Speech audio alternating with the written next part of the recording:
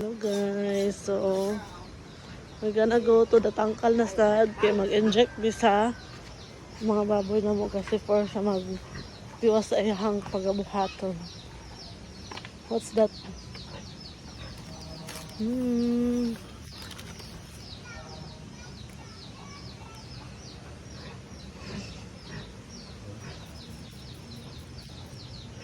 Na siya mga ginagamit guys sa mga baboy guys.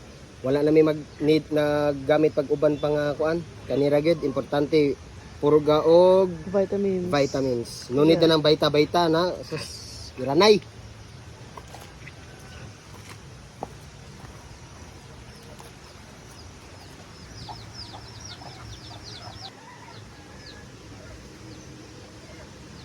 One ml gapon? Ay, okay, baktin mo din inject ka mo.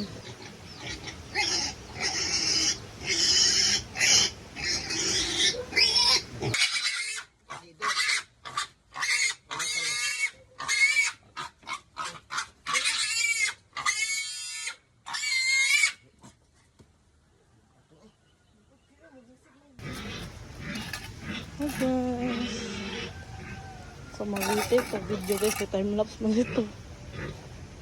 Okay pa ka diya? Okay kayo. Ang foreman guys, oh. Sensya kayo pre, kaya wala tayo nakuha nga, wala tayo budget. That's it. This is my update for today. Bye.